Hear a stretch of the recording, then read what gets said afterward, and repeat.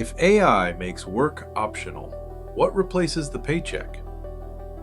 Most people imagine a monthly deposit, clean, predictable, very spreadsheet friendly. Elon Musk talks about something less tidy. He uses phrases like universal high income, sustainable abundance, and even no poverty, which, on first hearing, can sound like a bold idea scribbled on a whiteboard at 2 in the morning. So let's slow down before reacting. Tonight, we're going to build a clear mental model. Not a slogan, not a policy wish list. We'll look at what universal high income actually means, how AI and robotics quietly drive real costs down so far that access begins to feel like wealth, and why this isn't fantasy. It's a direction already visible if you know where to look. The tension is simple: fear of job loss versus the possibility of genuine choice.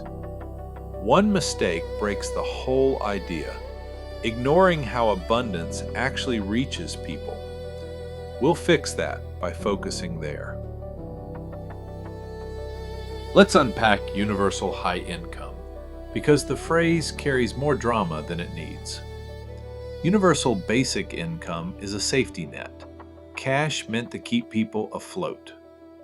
Universal high income, at least the way Musk describes it in interviews and posts, isn't about enormous checks raining from the sky. It's something quieter, and in many ways more radical. It's a world where the essentials of a good life become so inexpensive, so reliable, and so widely available that your functional income feels high, even if your paycheck is smaller, irregular, or no longer the center of your life. That's why Musk pairs the idea with sustainable abundance and no poverty. This isn't a legislative proposal. It's a direction of travel. The part most people miss is this: UHI is not primarily a money story. It's a price story. When AI and robotics push the marginal cost of producing food, housing, energy, transportation, and core services steadily downward, the same dollar quietly buys more life. Nothing flashy happens all at once. No parade, no switch flips. Life just becomes less tight. Fewer trade-offs. Less background stress humming in the room. Here's a useful way to picture it. Oxygen. We don't meter each breath. We design buildings assuming air is available. Now imagine extending that assumption, carefully, imperfectly, and over time, to essentials like food, shelter, mobility, healthcare, and connectivity. Not unlimited luxury, just dependable, high-quality basics that feel almost free at the point of use and steadily improve. That's the heart of universal high income. And once you see it this way, the idea stops sounding radical and starts sounding engineered. It becomes a question of systems, bottlenecks, and flow. Not ideology, not charity, design. This reframing matters because it shifts the central question. Instead of asking, where does the money come from, we ask, how do we unlock production and make sure it reaches everyone? That sends us toward removing friction, standardizing interfaces, and keeping abundance from getting trapped behind gates. Which leads naturally to the next question. Could technology really push costs that low? This is where things get quietly impressive. The production engine starts with general-purpose AI paired with robots. AI plans, breaking complex work into steps. Robots execute, lifting, assembling, maintaining. Musk's Optimus robot is one visible example, but the pattern is broader. Remove the physical labor bottleneck that keeps essentials expensive. Machines don't need sleep. They don't mind heat, dust, or night shifts. They handle repetitive and dangerous tasks with calm consistency. When they take over those roles in farms, factories, warehouses, and construction sites, costs fall. Not because people are being squeezed, but because friction is being removed. Energy sits underneath everything. Cheaper renewables, paired with storage and AI-managed grids, reduce operating costs that ripple through every product and service. Heating homes, running greenhouses, powering factories, charging vehicles, all of it becomes less expensive. The important part is compounding. A 5 to 10% drop across several layers multiplies into a meaningful decline at the end. Manufacturing follows the same logic. Automated factories waste less material. Additive processes build only what's needed. Closed-loop recycling feeds materials back into production instead of discarding them. Supply chains shorten. Machines run close to around the clock. The result isn't spectacle, it's reliability and lower prices. Services begin to soften as well. AI diagnostics enable earlier healthcare triage. AI tutors adapt to how people actually learn. Legal drafting and compliance checks speed up. Logistics systems reroute themselves in real time. Humans remain essential for judgment, empathy, and oversight, but the average experience improves while the marginal cost drops. Distribution is where abundance either arrives or stalls. Robotics in warehousing, autonomous delivery, and local microfactories compress the last mile. Autonomous transport reduces the time and cost of moving people and goods. The undertaught shortcut is to focus first on sectors with high labor content and predictable tasks: farming, construction, logistics, maintenance. Win there, and cost reductions cascade outward across essentials.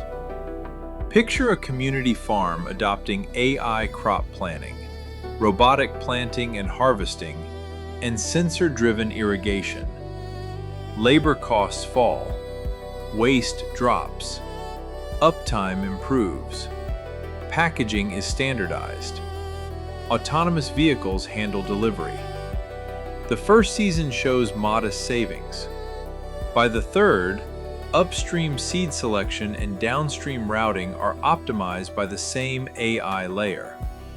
Prices fall, supply steadies, resilience improves, constraints remain. Regulation moves at human speed. Safety and liability matter. Capital intensity can slow deployment, and access is not automatic. Without interoperable standards, abundance forms pockets instead of universals. Data portability, antitrust enforcement, and open interfaces turn local success into systemic change. The signals to watch are concrete. Robots deployed at scale, not demos. Autonomous fleets operating in mixed conditions. Grid-scale storage continuing its cost decline. AI agents with measurable reliability. Automated permitting that shortens construction timelines. When these converge, compounding deflation does its quiet work. Exponential curves are famously polite, right up until they aren't. Capability improves while costs fall, and our intuition, trained on gradual change, misses the bend. That's why universal high income feels distant, until it suddenly feels overdue. We've already lived through this once. Digital goods, search, storage, streaming, slid toward near-zero marginal cost so smoothly we forgot how expensive they once were. What's different now is that physical goods begin behaving the same way once planning, production, and distribution are automated together. Musk's statements about universal high income aren't deadlines, they're signposts. Markets prefer lower prices when automation protects margins. Once one provider proves ultra-low-cost delivery of essentials is profitable, competitors either match it or lose share. Access spreads. Economic pressure adds momentum. As AI displaces tasks, not just jobs, stability becomes politically attractive. Lowering the cost of living is often easier than endless subsidies. Local pilots become proof points. When cities point to faster housing completion and steadier food supply, the debate shifts from if to how fast. A reasonable horizon? Leading regions may show strong UHI characteristics for essentials in the 2030s and 2040s, with diffusion afterward. This doesn't mean luxury for all. It means housing, food, mobility, healthcare, and connectivity delivered at dependable, deflated prices. There will be shocks, delays, friction, but cost gravity behaves like water. If blocked, it pools. If resisted, it pressures. Eventually, it finds a channel. First, distribution. Abundance fails if access is gated. Essentials must be defaults. Food, shelter, mobility, healthcare, connectivity, delivered as services with transparent standards. Universals must be defaults, not applications. Second, incentives. Innovation doesn't die if the floor rises. Keep premium layers and open markets above universal access so creativity and experimentation continue. Third, capture. Monopolies can choke abundance. Interoperability, antitrust enforcement, and data portability keep systems open. If switching feels impossible, something's broken. Fourth, meaning. When survival is no longer the daily task, purpose becomes the work. Education, craft, care, study, art, and community leadership matter more, not less. Fifth, transition. Identity shifts take time. Phased rollouts, voluntary programs, and community labs give people somewhere solid to stand while the floor gently moves. Universal high income doesn't arrive with a single switch. It comes category by category. Then one day, it simply feels normal. Universal high income reframes wealth as reliable access to high-quality essentials, delivered through cascading cost reductions across energy, labor, manufacturing, and logistics. Distribution mechanics decide whether abundance merely exists or actually arrives. If this helped open the picture, subscribe for more late-night explorations of where we're headed. In the comments, share one form of abundance you'd make universal first, your timeline guess, and the challenge you think matters most. Until next time, keep wondering. For once, the future rushing toward us might be something to look forward to.